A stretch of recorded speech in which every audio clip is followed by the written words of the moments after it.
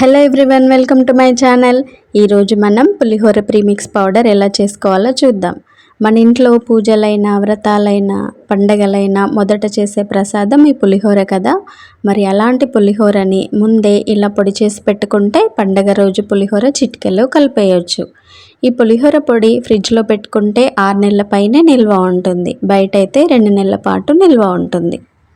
దీనికోసం ముందుగా స్టవ్ మీద ఒక కడాయిని పెట్టుకొని దీనిలో 2 టేబుల్ స్పూన్ల పచ్చిశనగపప్పు, 2 టేబుల్ స్పూన్ల మినప్పప్పు, అలాగే 1/2 టీ స్పూన్ మెంతులు కూడా వేసుకోవాలి.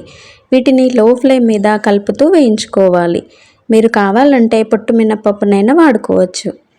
ఇవి సగం వేగాక ఇందులో 1/2 టీ స్పూన్ జీలకర్ర, అలాగే 1 టీ స్పూన్ ఆవాలు కూడా వేసుకోవాలి. వీటిని లో ఫ్లేమ్ మీద గరిటెతో కలుపుతూ వేయించుకోవాలి. శనగపప్పు మినప్పప్పు వేగడానికి కొంచెం ఎక్కువ టైం పడుతుంది కాబట్టి వీటిని మనం ముందుగానే వేయించుకుంటున్నాం.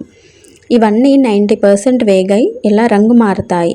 ఇలా రంగు మారాక దీనిలో 2 టేబుల్ స్పూన్ల నువ్వులు, అలాగే 1/2 టీ స్పూన్ మిరియాలు కూడా వేసుకోవాలి.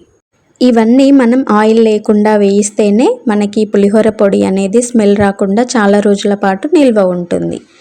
పులిహోరలో ఈ మసాలాతోటే మంచి టేస్ట్ వస్తుంది కాబట్టి వీటిని ఖచ్చితంగా లో ఫ్లేమ్ మీదే వేయించుకోవాలి. నువ్వులు ఇలా చిటపటలాడాక వీటిని ఒక ప్లేట్లోకి తీసుకొని పక్కన పెట్టుకోవాలి. ఇప్పుడు అదే కడాయిలో 10 ఎండుమిరపకాయలను కూడా వేసుకొని వేయించుకోవాలి. ఎండుమిర్చి అనేది మీరు తినే కారాన్ని బట్టి వేసుకోండి. వీటిని లో ఫ్లేమ్ మీద ఇలా వేయించుకొని మిరపకాయలు ఇలా రంగు మారాక దీనిలో గుప్పెడు కరివేపాకును కూడా వేసుకొని వేయించుకోవాలి. ఇవి బాగా వేగాక దీనిలో 150 గ్రాముల చింతపండును వేసుకోవాలి. ఈ చింతపండులోని గింజలు నారలు లేకుండా చింతపండుని తీసుకోవాలి. ఇలా విడివిడిగా తీసుకొని దీనిని లో ఫ్లేమ్ మీద గరిటెతో కలుపుతూ వేయించుకోవాలి. చింతపండులోని తేమ లేకుండా వేయించుకుంటేనే మనకి పొడి అనేది చాలా రోజుల పాటు నిల్వ ఉంటుంది. చింతపండులో తేమ ఉంటే మన పులిహోర పొడి అనేది పొడి పొడిగా రాకుండా ముద్దలాగా అవుతుంది.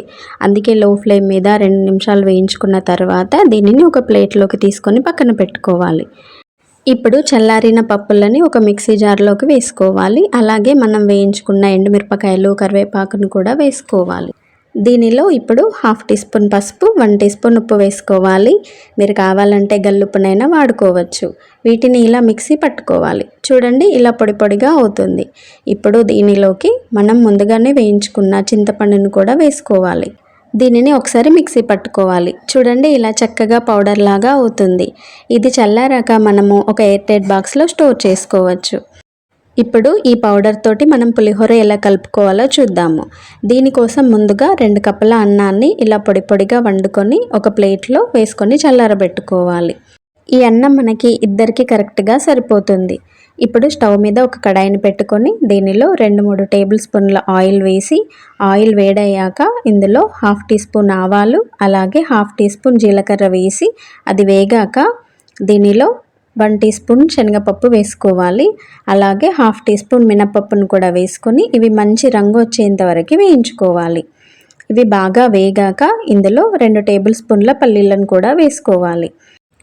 మనం వీటన్నింటినీ గరిటెతో కలుపుతూ లో ఫ్లేమ్ మీద బాగా ఫ్రై చేసుకున్న తర్వాత ఇందులో 2 సగానికి కట్ చేసుకున్న ఎండుమిరపకాయలను వేసుకోవాలి. మనం ఆల్రెడీ పులిహోర పొడిలో ఎండుమిరపకాయలను వేసుకున్నాం కదా, దాన్ని చూసుకొని మీరు ఇందులో ఎండుమిరపకాయలనైనా లేదంటే పచ్చిమిరపకాయలనైనా వేసుకోవచ్చు. ఇవన్నీ బాగా వేగాక ఇందులో 2 కరివేపాకు రెమ్మలను కూడా వేసుకోవాలి. ఇవన్నీ ఇలా ఆయిల్లో బాగా ఫ్రై అయ్యాక ఇందులో 1/2 టీ స్పూన్ పసుపు, అలాగే 1/4 టీ స్పూన్ ఇంగువ వేసుకోవాలి. ఇప్పుడు ఇందులోకి 1/2 కప్పు పులిహోర పొడిని వేసుకోవాలి. దీనిని ఒకసారి గరిటెతో బాగా కలిపి దీనిలో 1/2 కప్పు పొడికి 1 కప్పు నీళ్లు వేసుకోవాలి. ఇలా నీళ్లు వేయడం వల్ల అన్నం అనేది డ్రైగా లేకుండా మనం రెగ్యులర్గా ఇంట్లో చేసుకునే పులిహోర టేస్ట్ వస్తుంది. మనం పౌడర్ ఎంతైతే తీసుకుంటామో దానికి డబల్ వాటర్ వేసుకోవాలి. దీనిని ఇలా ఉండలు లేకుండా బాగా కలుపుతూ అడుగు మాడకుండా మధ్య మధ్యలో కలుపుతూ ఉండాలి. ఇలా వాటర్ అంతా ఇంకిపోయి పులిహోర నుండి ఇలా ఆయిల్ సపరేట్ అయినప్పుడు దీనిలో మనం చల్లారబెట్టుకున్న అన్నాన్ని వేసుకోవాలి. దీనిని లో ఫ్లేమ్ మీద పులిహోర పులుసు అనేది అన్నానికి బాగా పట్టేలాగా కలుపుకోవాలి.